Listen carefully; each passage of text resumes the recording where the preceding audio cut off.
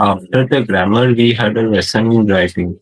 That day, M. Hammer had a new copies for us, writing in a beautiful round hand, France, Alsace, France, Alsace. They looked like little flags floating everywhere in the schoolroom, hung from the rod at the top of our desk. You ought to have seen how everyone was set to work and how quiet it was. The only sound was just scratching of the pens over the paper. Once some beetles flew in, but nobody paid any attention to them, not even the littlest ones, who worked right on tracing their fish hooks, as if that was French too. On the roof, the pigeons cooed very low, and I thought to myself, will they make them sing in German, even the pigeons? After grammar was done, they had some writing lessons. What did they write? They were given new copies on which France Alsace was written in a very neat handwriting. They look like little flags. Now, this is an area which is slightly difficult. I don't know what is the reason, but most of the times when people try to write this answer, they write it as if there were actual flags there. There were no flags. There was no Independence Day flag thing, hanging from strings. No. He is comparing the words France Alsace to flags hanging from strings. Once some beetles flew in, you know how it becomes when suddenly insects come into a classroom. Okay. Everybody is leaping and brushing away the insects and screaming and laughing and giggling. Some of the boys are trying to show how, manly they are, how courageous, how brave they are. And so, what's that? What? It's just an insect, it's nothing. And some of the boys and girls are, whooping and rolling over the floor.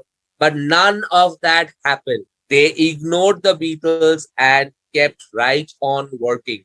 Even the littlest ones who worked right on tracing their fish hooks. Now, I don't know what these fish hooks actually are, but I'm sure they are not actual fish hooks. Okay. There's some kind of writing stuff. I'm sure of that. As if that was French too. On the roof, the pigeons cooed very low, and I thought to myself, so you can, it's kind of a small town. You can hear, there are pigeons around. You can hear them cooing.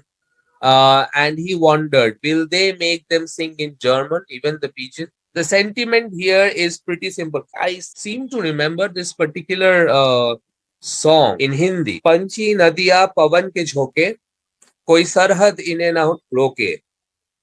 सरहद सिर्फ इंसानों के लिए है तो फिर क्या पाया हम इंसान होके. So birds, rivers, the wind, the breeze, no border, no fence stops them.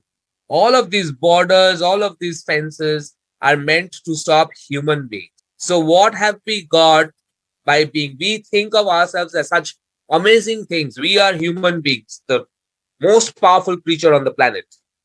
And these insects, birds, animals, whatever you say, they can cross over with impunity, and we can't do that. It's the same sentiment that he portrays over here. This particular thing that you cannot use your own mother tongue.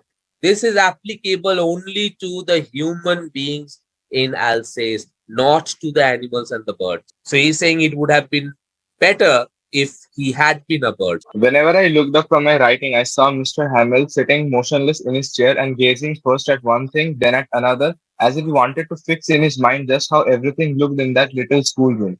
Fancy. For 40 years, he had been there in the same place, with his garden outside the window and his class in front of him. You can just put in front of him just like that. Only the desks and benches had been worn smooth. The walnut trees in the garden were taller, and the hofvine that he had planted himself twined about the windows to the roof.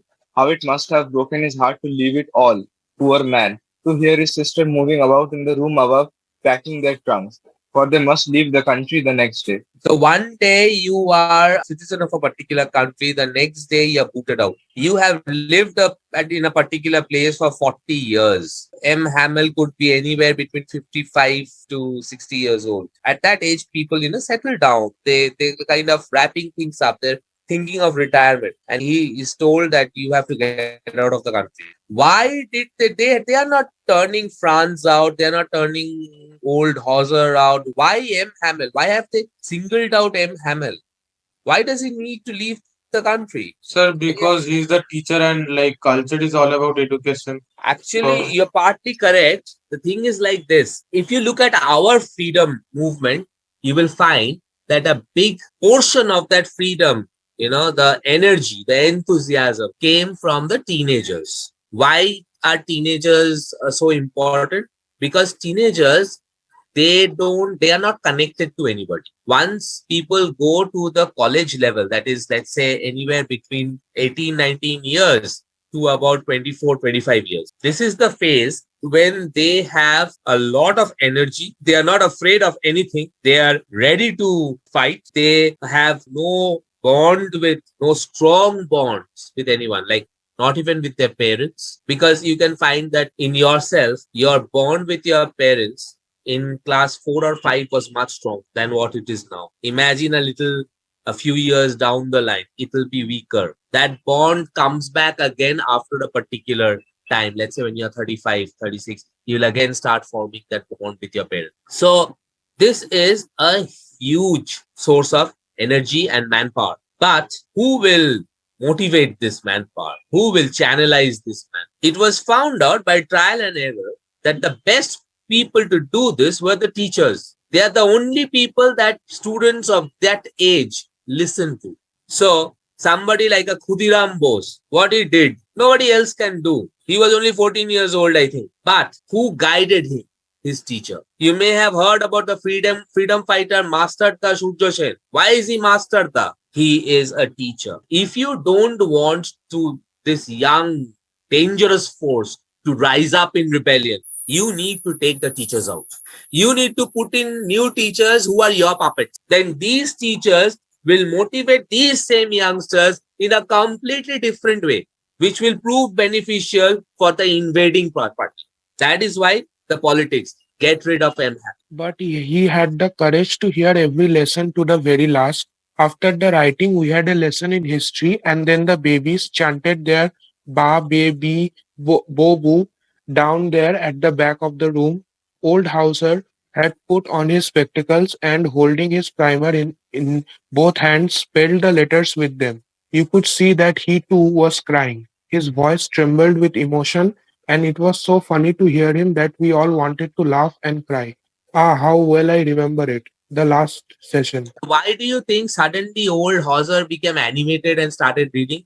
All of this time, he was patiently holding his primer and not doing anything. Suddenly, he starts reading. This is the stage till where he had studied in. So he couldn't participate in the other things that were going on. When things came to the portion that he remembered, he started reading with it. All at once, the church clock struck 12, then the Angelus.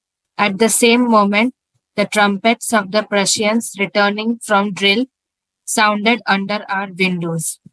M. Hamel stood up very pale in his chair. I never saw him look so tall. My friends, said he, but something choked him. He could not go on. Then he turned to the blackboard, took a piece of chalk, and bearing on with all his might, he wrote as large as he could, Vive la France. Then he stopped and leaned his head against the wall, and without a word he made a gesture to us with his hand. School is dismissed, you may go. Then it was time for school to be over. The clock had struck 12, the church clock. The church has a clock of its own. And the trumpets of the Prussians returning from drill sounded under the windows. M. Hamel stood up very pale in his chair because he knew that this was really the end. I never saw him look so tall. Why did M. Hamel look so tall? He looked like a gigantic figure. He looked like France. It was the dignity of the person. It was everything that France stood for. And then he couldn't speak. He was so overcome with emotion. At last, he wrote on the blackboard, and it took him all his strength to write. He wrote Vive la France, which means long live France. That was his last message to his students. And then he couldn't tell them that he was dismissed. He just made a gesture with his hand, indicating that the last French lesson was over. If you want a video on a particular topic, let us know in the comment section below. And kindly visit our website raretutorial.com to know more. Thank you for watching the video. For more such educational content, please like, share and subscribe to our channel.